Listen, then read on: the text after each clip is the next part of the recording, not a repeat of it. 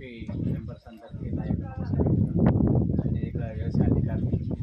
ఇక్కడ నేను దాదాపు ఇప్పుడు 2018కి వచ్చాను. 2018 నుంచి చూస్తున్నాను. మన బాబురావు గారు మొత్తం అంతా ఫస్ట్లో 2 ఎకరాలు 3 ఎకరాల నుంచి స్టార్ట్ చేశారు. 2012 అనుకుంటాను. దాదాపు ఇప్పుడు ఎంత 25 దాకా వచ్చారు. 9 ఎకర్స్ 9 ఎకర్స్కి వచ్చింది. అనుకున్నాం కొన్ని అనివార్య కాలంలో ఒక 1 ఎకర్ స్టార్ట్ అయింది. నెక్స్ట్ 10కి వెళ్తాం. ఈ హాఫ్ ఎకర్లో అయితే ఇక అన్ని రకాల ఒక 30 నుంచి 50 రకాల ఏది పళ్ళు తోటలు ఇట్లా అన్ని సార్ అన్ని ఇన్నోవేటివ్ చేస్తారు, అన్నీ ఆర్గానిక్ చేస్తారు. మనం చూస్తుంటే ఇప్పుడు మీరు పోతాడు ఇప్పుడు ఫీల్డ్కి పోతే మీరు చూస్తుంటారు మనకి మిగతా ఎక్కడ ఫీల్డ్లలో ఈ కొంగలు గిట్ట కనబడవు. పాపారావు గారి పొలంలో కనబడతాయి. ఎందుకంటే న్యాచురల్ ఫార్మింగ్ చేయడం వల్ల నట్టలు కూడా ఇట్లా మనం చేతులు పట్టి చూస్తే నట్టలు కూడా కనబడతాయి అన్నమాట. అట్లాగే ఏదైతే పురుగులు ఉంటాయి మిత్ర పురుగులు, మనకు మిత్ర పురుగులు కూడా అన్నీ ఉంటాయి. ఒకవేళ మనం కెమికల్ కొట్టినాం అనుకోండి మిత్ర పురుగులు ఉన్నాయి.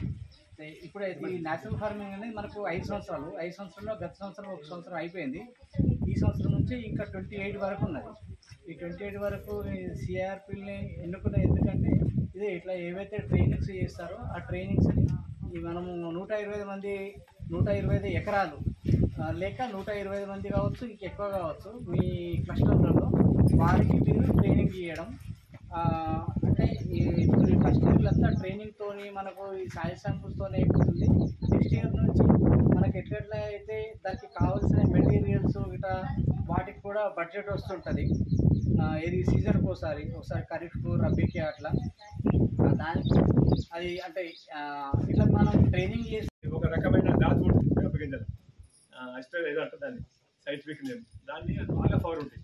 ఆ గింజలు ఎండబెట్టి మనం మంచిగా ఎండబెట్టి దంచుకుని జ్యూస్ పెట్టుకుని పొలంకి పిచ్చిగా చేసుకోవాలి. పురుగు కీటకనాశిని ఇప్పుడు మార్కెట్లో మీకు ఐడియా ఉందో లేదో కానీ మీ అందరూ రైతులందరూ 5,000 ppm, 10,000 ppm, 50,000 ppm అంటారు. ppm అంటే పవర్, అది అంత శక్తి ఉన్నట్టు వేప గింజల్లో. ఇప్పుడు మేము గింజలు కాయలు దంచుతాం అంటే కొద్ది క్వాంటిటీ ఎక్కువ వేసుకుంటాం. అలా పొట్టు వచ్చింది, గింజ వచ్చింది, కవర్ వచ్చింది. ఇలా అవి 2 రకాలు ఉంటాయి. మీరు అవి ఆ గింజలు మీరు కావాలని శ్రద్ధగా చెట్ల కింద చూస్తే దొరుకుతాయి. అది ఏరుకోవచ్చు. మీ ఇళ్ళకి గ్రామాలు ఉంటాయి కాబట్టి. లేదంటే వేపకాయకి పట్ట పరుచుకోండి. వేప చెట్లు ఉంటాయి కదా, పట్ట పరుచుకుంటే ఆ పట్ట మీద పడతాయి కాయలు. తీసి మట్టి పడకుండా ఎండబెట్టుకోవాలి. బాగా ఎండబెట్టుకోవాలి. ఎండబెట్టి దంచుకోవాలి. దస్తులు కాదు, దంచి అందులో వేయాలి. ఇలా నీళ్ళు వేయాలి. నీళ్ళు ఎండబెట్టాలి. దానికి సరిపోవడం కలిపితే బాగా పనిచేస్తాను.